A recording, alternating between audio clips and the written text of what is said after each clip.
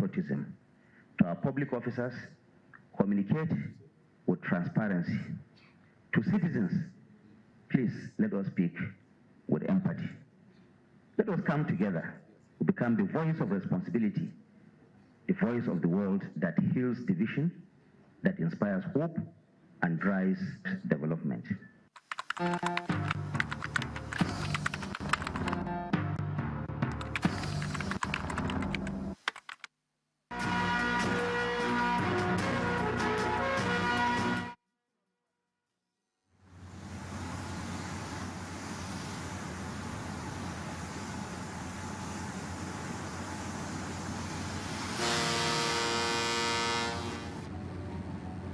In Nigeria's Niger Delta, two ports, Warri and Kuku, once served as vital arteries of national trade.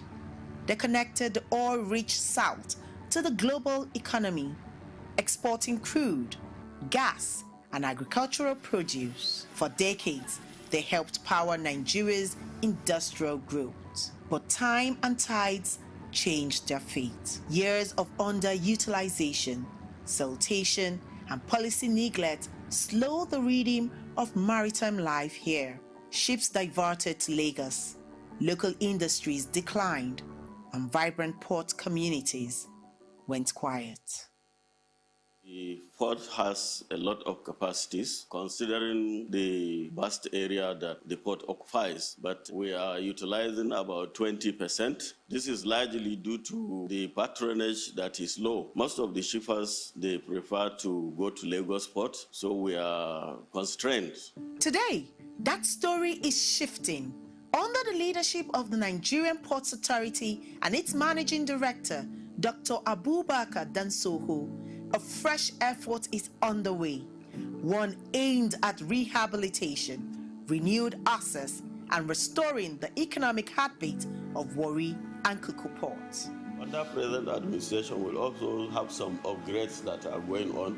The upgrade of the clinic for the welfare of the employee, the upgrade of the marketing hall to improve our billing system, and also the water hyacinth contract that was awarded for the safety of the navigation on the waterways. In 2023, the NPA's revenue stood at 361 billion naira, but under the present administration of Dr. Abubakar Dansoho, that figure has risen to 501 billion naira, with remittances to the Federal Treasury exceeding 131 billion naira. Clear evidence of what efficient ports with the right leadership can deliver.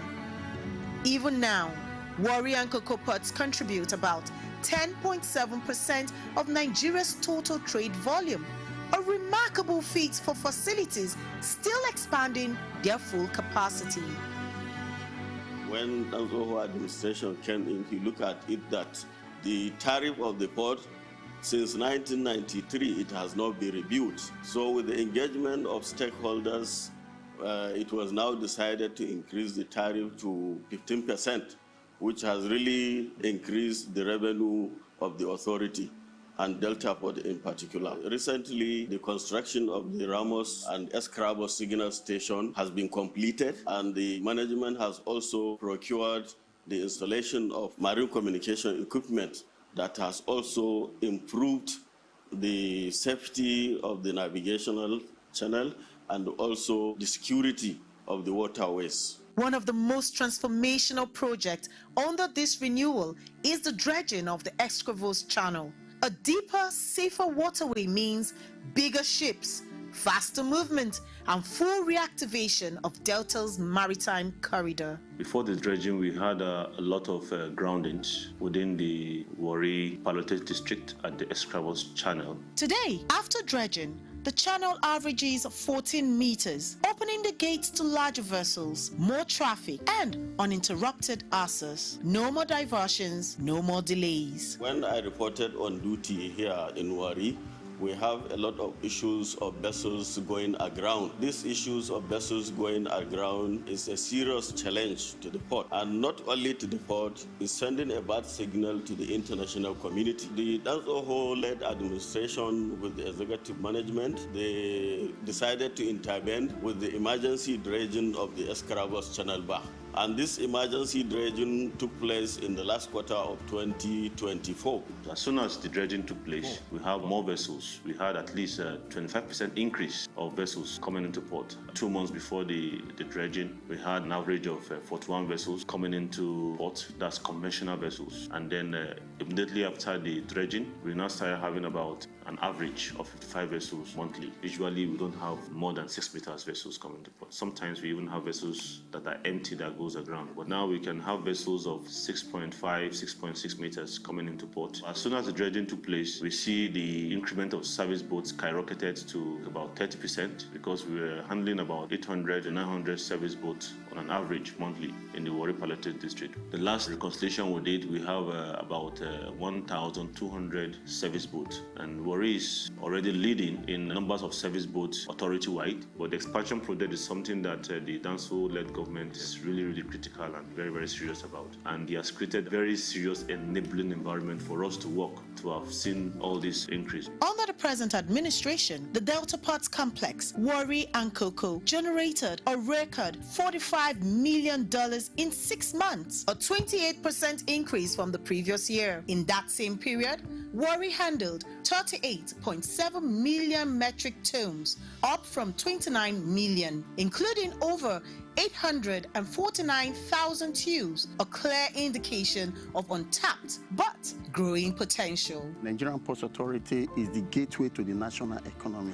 When this port is a kind of busy, investors comes in, both the taxes and others taking place, you see how it generates a lot of funds to the country. Actually, Delta Ports, as it is, even though there is low patronage, we have contributed about 10.7% of the trade volume in terms of revenue generation. If these our issues are properly addressed, these are the ways that we can achieve this set target, even surpass what is set for us. And for the first time in years, a structured water hyacinth control program is in place. The clearing of invasive hyacinth is restoring free navigation, protecting vessels, reducing accident risk, and improving the ecological health of the Delta waterways.